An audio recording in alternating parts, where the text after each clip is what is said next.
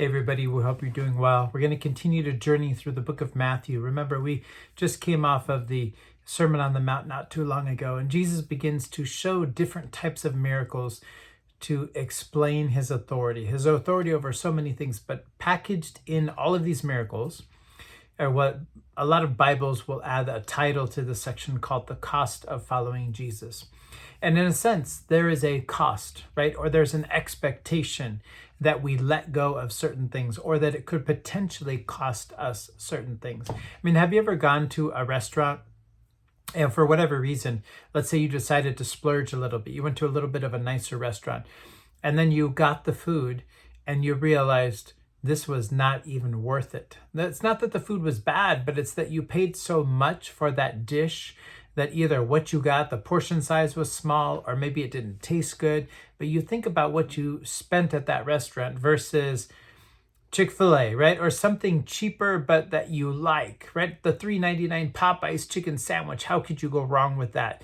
Instead of paying $30 for this other plate of food that it was okay, but it wasn't worth, like 7 Popeye chicken sandwiches or whatever else you like that is cheaper. And everything has a cost associated with it. And certain things we feel the cost is worth it. And other things we feel like the cost is not worth it. And when we look at those things in our lives, don't we never go back to the things that aren't worth it. But the things that are worth it, we keep going back to time and time and time again. One of the misunderstandings about following Jesus is that there is an aspect of it costing us something. Not necessarily physically, although some people give their lives up because they choose to follow Jesus. Not necessarily financially, although we are called to give a part of what God gives us back. We are called to live letting go of our finances and letting God control them. But emotionally, we don't hold on to things that make us feel good or that are of this world, the Bible might say, but we hold on to Jesus and we let Jesus direct us in every area of our lives. We let control of our lives over to him and allow him to direct. And there's this letting go or this cost. Now, I'm going to read out of Matthew chapter 8. This is starting in verse 18 through 22. And Jesus is talking to different people who are coming up to him as he's continuing to go on to different places, as he's continuing to journey. And the more he journeys, the more certain people follow him and certain people decide to not follow him. So let me read out of verse 18. It starts by saying this: when Jesus saw the crowd around him. Now remember, there was this crowd because of all the things he was doing. There was a crowd at that moment because he had just healed many people around Peter's house. And of course, there were these miracles going on. So of course, people want to come and see, and there was this great crowd. And when Jesus saw the great crowd around him, he gave orders to go to the other side of the lake. Now, then a teacher of the law came to him and said, "Teacher, I will follow you wherever you go." So Jesus said, "Foxes and dens have dens and birds have nests, but the Son of Man has no place to lay his head.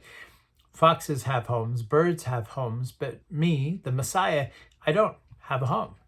Right? Another disciple said to him, "Lord, first let me go and bury my father." And Jesus said, "Follow me and let the dead bury their dead." He's not trying to be harsh, but he's just saying you need to choose, right? If you follow me, there's no promise that you're even going to necessarily have a home. You don't know where you're going to be led. If you follow me, you need to just be ready to turn and follow. There's a cost involved. There's a decision to make. If the rest thing I have to wrestle with, and I hope you wrestle with, is if it has never cost us anything to follow Jesus, have we ever fully followed him? If you look back on your journey, what has it cost you? Has it cost relationships? Has it cost a dream? Has it cost a direction in life? Has it cost an opportunity? There's got to be an aspect where we have let go of certain things because of Jesus leading. Now, if you've journeyed long enough with Jesus, I'm sure you would say that, it sort of cost me something, but the benefit or what I got or what I gained, it isn't anywhere close to what I let go of. right? So, I mean, for one example, when I went to college, I was going into physical therapy. That was my goal. That was my hope. That was my dream. That was my plan. And along the path in college, God just really got a hold of my heart. And even though I finished my degree, even though I did work in sports medicine, I just wanted to serve God full time. And I think that's what he was telling me to go do. And that's what I did. I changed courses along the way. I let go of that dream or aspiration or plan to become a physical therapist and went into serving him full time. Now, I gave that up, or you could say it cost me that, but what I gained far outweighs what I feel I lost, right? And even in my journey, athletics and sports has always and consistently been a part of my journey. So I don't think God necessarily lets things go to waste, right? But the question is, are we willing to give things up if God calls us to them, or for God himself? If we are, then we understand there's a cost, and it is fine to let go of those things because of who we're following and because of what we gain when we choose to follow him. So the biggest question I want you to think of is, there's really not supposed to be a middle ground with Jesus. We're not just supposed to say yes to following Jesus and then nothing about our lives ever change. There's supposed to be a time or moment or multiple moments where it costs us something. Maybe we give up our vacation time to go serve him overseas. Maybe we have to cut off a relationship because we know it's not a healthy, beneficial relationship. Maybe we let go of one dream to follow a different dream. There's some aspect where it costs us something. What we gain, we feel far outweighs what we let go of, but we have to wrestle with this question. In choosing to follow Jesus, has it ever cost us something? Have we ever had to let go of something? And how did that turn out? And I hope that as Jesus sees all of these people coming to him, all excited to follow him, but him pausing and saying, hold on a second, you know there's a cost, right? It's not just about you benefiting, right? It's about you serving.